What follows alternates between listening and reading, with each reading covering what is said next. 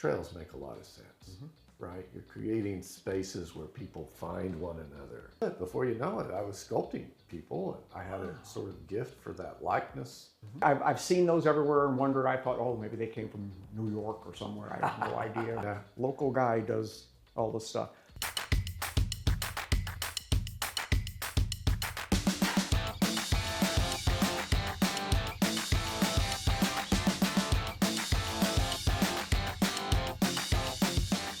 Well, today I have John Gooden of Kingfisher, and I know you of all things Kingfisher, but so I'm hoping today we can learn like what your real job is and that kind of thing. And then the other thing we're going to talk about is this is John's first book.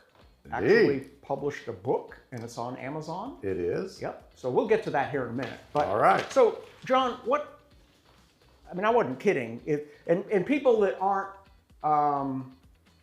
familiar with John or in Kingfisher, John is the Jack of Kingfisher.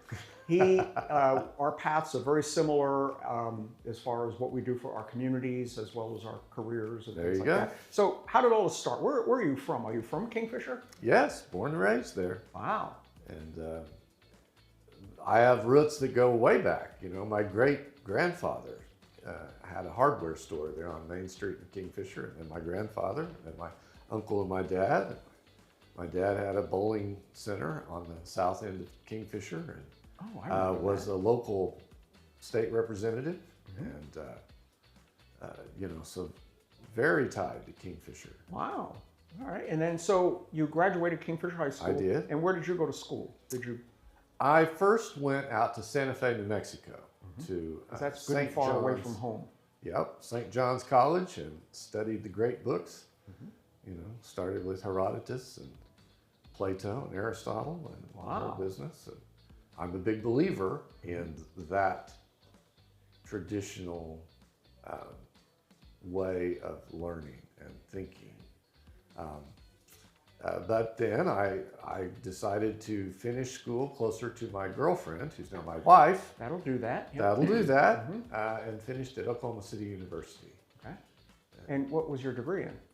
It was in the humanities, and you know, I studied a lot of philosophy. Humanities is very good at giving a person a lot of freedom. I really went to school to be a learned man, so it wasn't programmed to do any particular job. So you weren't looking for a career degree. You were looking for an overall. Yeah. That's right. Okay. That's right. That makes sense. Okay. Well, it sort of makes sense. I don't know if I'd advise young people to take that same course, but it was good. It was good for me. So after school, you started getting into, you know, deciding what you were going to do for life, and met your wife and all, and so how did that proceed? Yeah, I'm married to my high school sweetheart. We dated all through college. We're married right after. And after I went to work with my father, and it was only after getting out of college that I found that I had a talent for sculpting. When I was out at St. John's in Santa Fe, New Mexico, I took an extracurricular kind of pottery making course. Found I loved clay. And you know, first pot I threw on the wheel was a success, and I just had a great affinity for clay, and it still never really clicked. And when I went to OCU, I had gone to a foundry out in Santa Fe, the Shidoni Bronze Works, where a friend of mine worked. I understood it, I liked it. I found the scissor tail bronze down in the old warehouse district of Oklahoma City. Paid them some visits, saw what other people were doing, how they were doing it, and so just kind of made a note. I wanted to try that sometime. So I think it was after, it was after we were already married. I was clear out of college, and one Saturday I had arranged with my grandfather to do a sculpture of him. Of him? Of him. That's pretty Yeah. brave for the first one. Usually that's my grandfather. Yeah, most people do a dog or something like that. No. Okay, So, go big. they go big. So I set up in his garage and, started to work at it. I knew how other people did it. Waxed up some styrofoam, carved it down, covered it with this oil-based clay. So some time was with just the basics of that. But lo and behold, in just, a few hours, I had a sculpture that looked like my grandfather. And, so I went ahead and finished it up. Eventually we made it into a bronze. And, I invited some people to the unveiling. And one of those was a university president who wanted me to sculpt some other people. And then, lickety split, before you know it, I was sculpting people. I had a sort of gift for that likeness thing. And I found another sculptor that had a piece that I really liked at the Cowboy Hall of Fame, and went to work for him. Worked in my home as his wax worker, where I was kind of re-sculpting high detail bronzes that he was making. And I say re-sculpting because he had really terrible molds. Okay, and he would give me these things that were way off of what they needed to be. Don Baker is the name. And so I worked for Don for a couple of years, and then went on and found a job. It found me working for Midwest Trophy in Jostens, and went to work there as a staff sculptor. Stuff went all around the nation and the world. Then decided when we had a kid, it was time to come back to Kingfisher. Yeah. Wanted to be close to home. So were you living in Oklahoma City at that time? Living in Edmond. Okay. And it was quite a thing. My wife had done very well for herself. She worked for the FDIC, but then she decided to be a stay-at-home mom. She was making twice what I was making, and so we went to survive on a third of that, and then I gave that up, and we moved to Kingfisher, and I went to work for myself. A starving artist story. Yeah. Absolutely, starving something. Yeah. See, I thought that I could start this little factory, and build it into something and sculpt on the side, right? The entrepreneurial dream. Yeah, people believe that all these businessmen have time. No, I didn't have any time. I had 10 employees, and it was crazy. So it got big fast. It did. Wow. I had some customers that were big, which would make for good storytelling all in its own. But the first customer was Bright Star Designs. We made these little sculptures that they framed and sent out by the thousands all over the place. Wow. And then we got on with Awardcraft up in Minneapolis, and in both those cases, it snowballed very, very quickly. And these are small sculptures. These aren't like full-size horses and things. Yeah, that's right. I patented a type of pressure vessel, which allowed for very rapid casting. Wow. So had that patent, and worked a little while with Energy Meter Systems here in Hennessy to develop the technology for that. But ultimately, things have a way, life has a way of turning a person in different directions. Yep. Right? I was located in a place that is no longer. It was on the north side of WBC in Kingfisher. Okay. And we had a huge flood where the water came through at like 6 foot deep, rushing through. And I had always assumed that I would be ready for a flood. I had these ways to get things up, and it didn't work out that way. And I was teasing, Brian was here earlier today, Yeah. and I told him the first thing I noticed when I walked in his building was the flood line painted on the wall. Right. Yeah. Right. So, and see, he's higher than I am, you know, or was. But Jack, that turned out to be one of the great blessings of my life, because here I was, I had a bunch of debt and equipment that would not work anymore because it had been flooded. It wasn't insured. But what could I do? I could sculpt. And I didn't have to have any of that to sculpt. And it was a wonderful blessing, because the life I've had since that flood is so much better. And frankly, it's been better for Kingfisher. You know, I've had a life that's been devoted to, well, I've had a life defined by long-term commitments. Let's put it that way. And one of them, a big one, is to Kingfisher and the trail system. Yep. Yeah. Yep. And that's huge. I mean, that was an enormous undertaking. Unless Yes. you did it like 6 feet at a time, you know, I'm always curious about how in the world did you get from idea to final on like your first one? I mean, were you a grant writer, or how did that happen? Because I know your big thing is not to burden the city with the stuff, as you've been able to do the majority of it with. You know, here 22 years later, I don't believe the city of Kingfisher has ever had a line item for Kingfisher trails. Not once in all that time. Wow. So, and yet we've built over 9 miles of trail.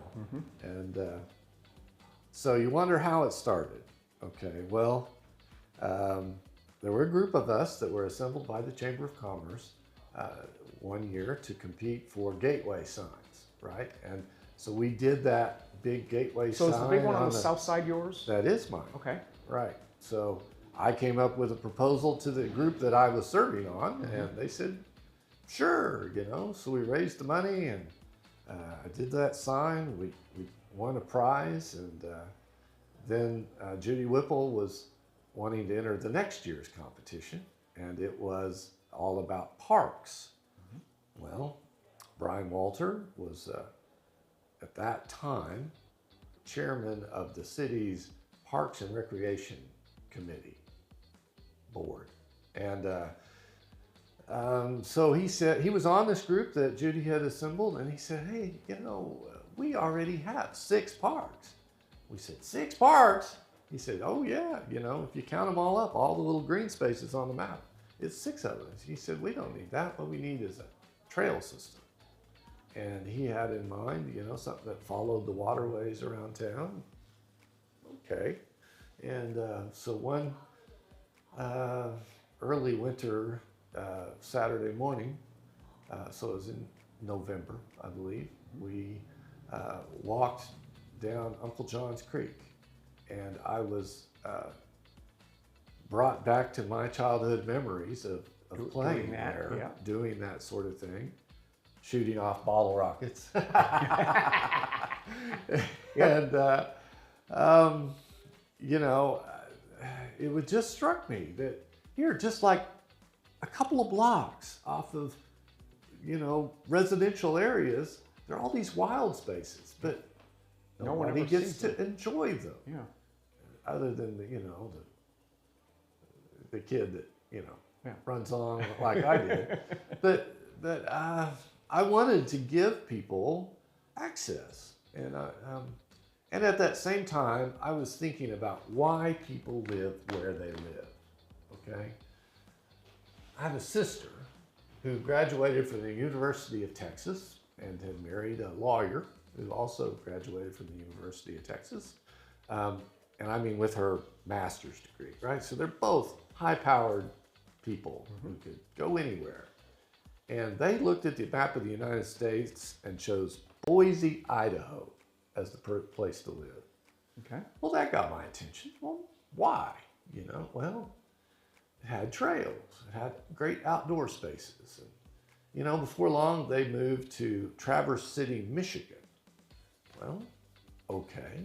You know, also beautiful outside. Terrible winters. And then they had the chance to move to Norman, Oklahoma. And then, but they ultimately went back to Boise. And so, I just been thinking, why do people choose where they choose? And I couldn't escape that, it really has to do with these quality of life things. Yep. And particularly today, 20 some years later, people can live anywhere they want to live. Yeah. Yep. Large numbers of people can live anywhere they want to live. I can do what I do anywhere I want to. And so then if it's down to a quality of life and,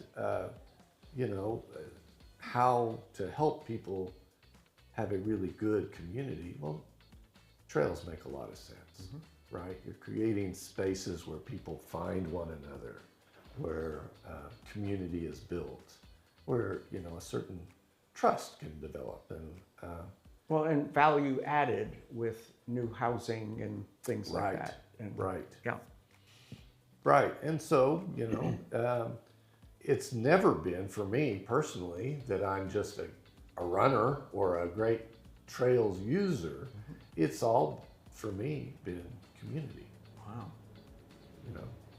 And then, so let's talk about funding on these things, because Sure. a lot of this is, nothing $1 million won't fix. That's our motto here. Well, something's broken. Well, nothing $1 million won't fix. Yeah. Yeah. How did you even conceive that, the amount of money it took to get to where you are back then? Well, we had a great master plan put together. Okay. And we've been following that master plan since the get-go.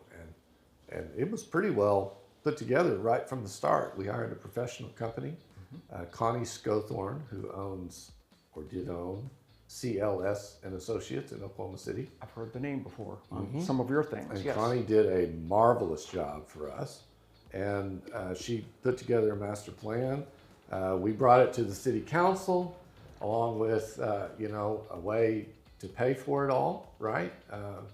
We'd done all the little bitty fundraising to raise enough money to pay Connie. Yep. And, we had a grant that the city was going to get the matching funds donated by Leonard Briscoe, who wanted to donate some land.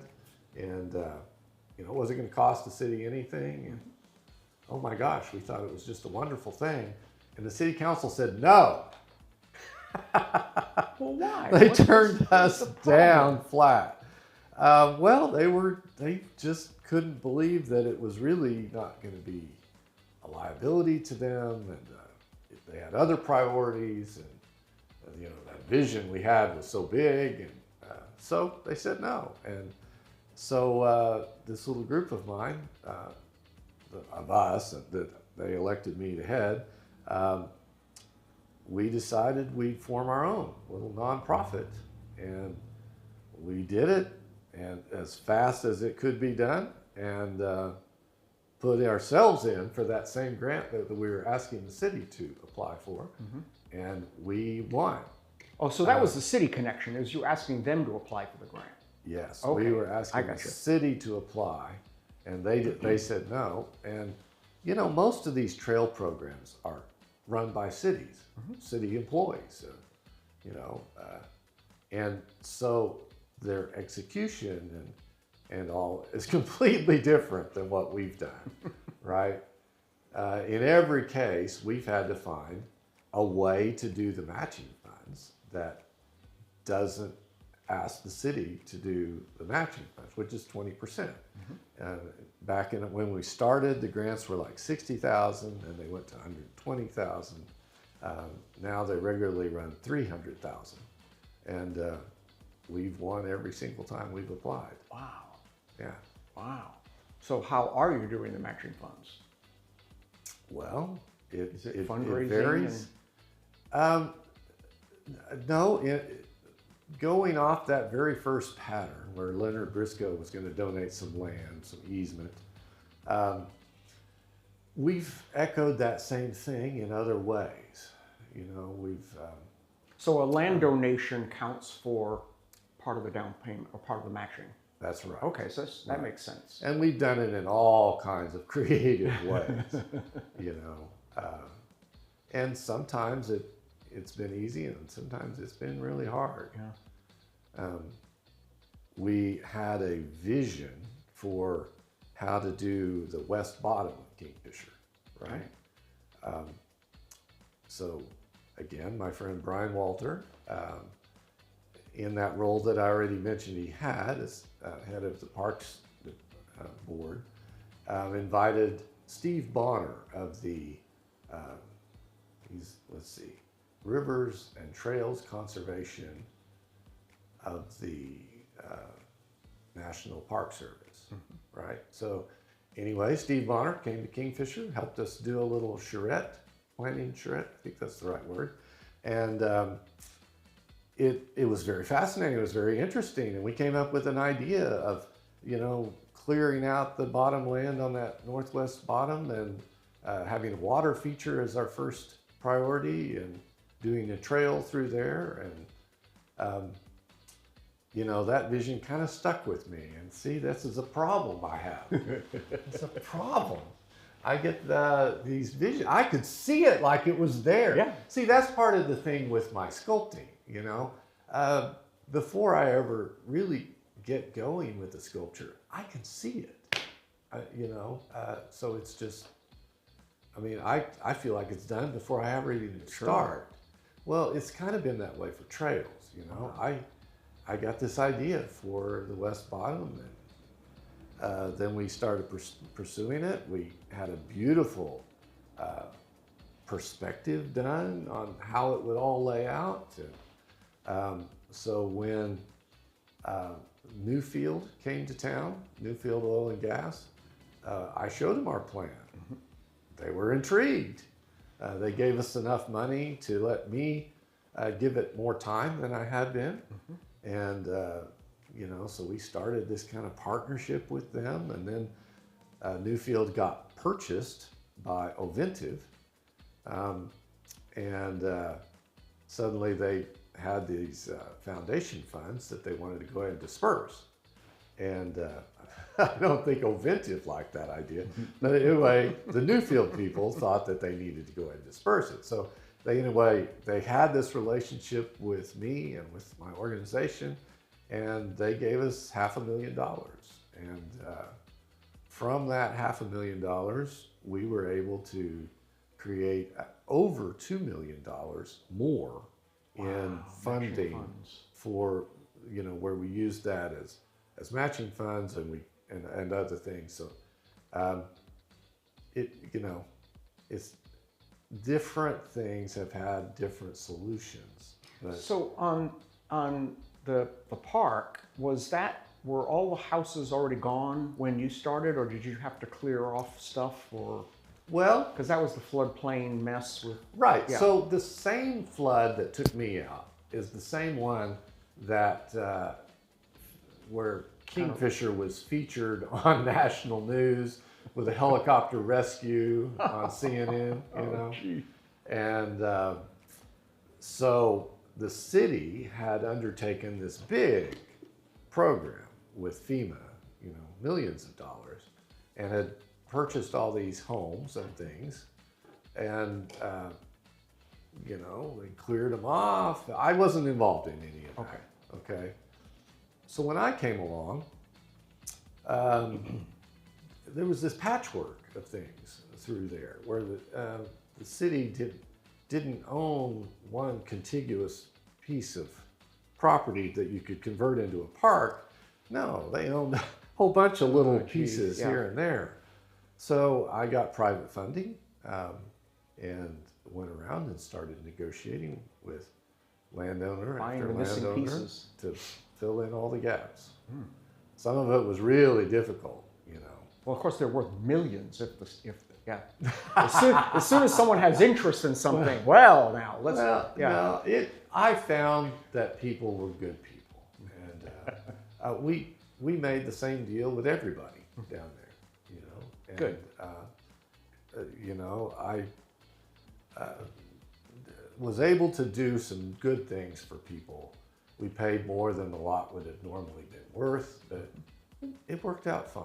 And, you know, when I say it was difficult, like one family, somebody was in jail out in Arizona, I think it was, you know, and so getting his signature was a challenge. Yep. You know, sometimes we had properties that belonged in a family for generations. And so, you know, it wasn't an easy decision even for creating a park. Yeah. You know. Wow.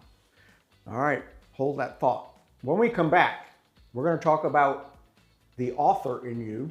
All right. And some other things. So stay tuned. Every rod is a step. Every balance is a step. Every cut is a step. Every helping hand is a step.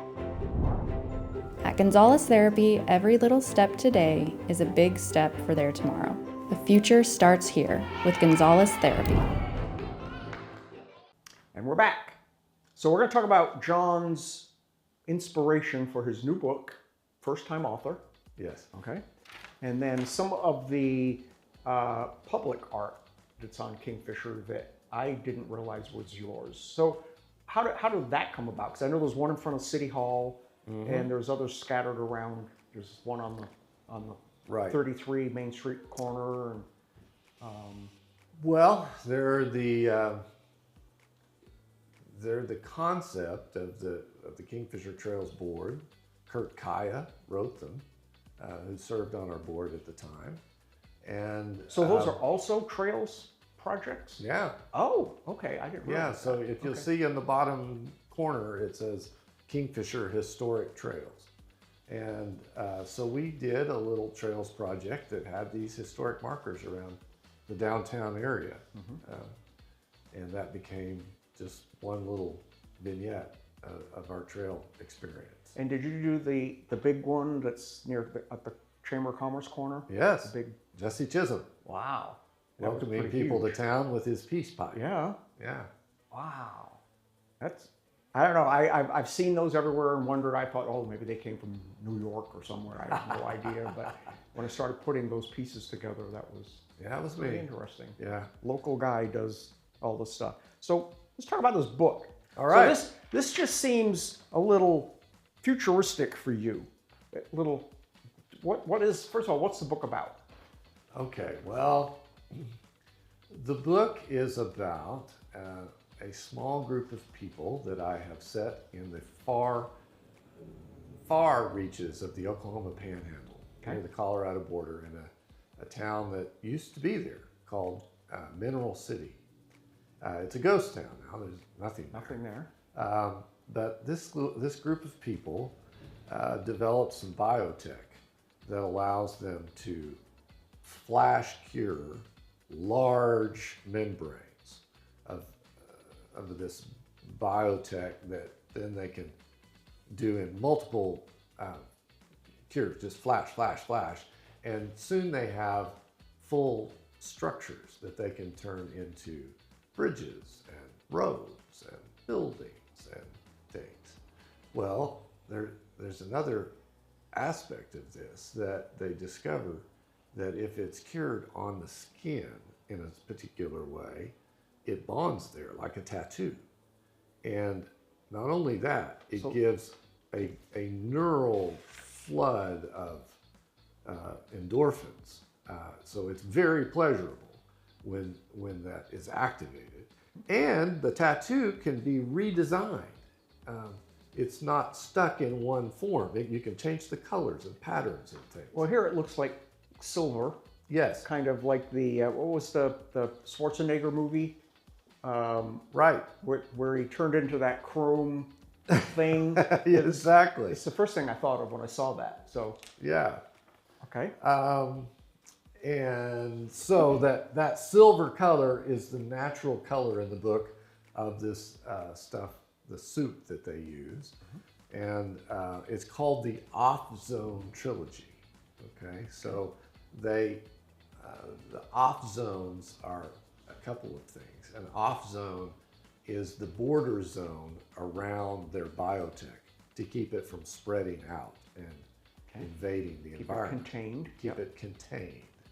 But there's a group that calls themselves the OZs that is all about this thing on their skin and learning to be more, right? They learn to follow the way, okay? I don't spend a lot of time talking about what the way is, but I have a group of people that are tempted by a very pleasurable experience that rather than being addicted to it, they want to be more. Okay, so this is a chance in this current age where we have so many opportunities to be addicted to so many different things. Okay, it's a way to speak to the world in which we live. There are 3 AI systems, for instance, in this book. 2 of them good, 1 of them very bad. This might be the actual future. Yeah, there you go. There you go. And it's a concept I've had for decades already. And you said you've written it 3 times. I hope you wrote it 3 times before publishing. I did. Okay, good. I did, and now it's about to come out as an audiobook, and I'm so very pleased with that.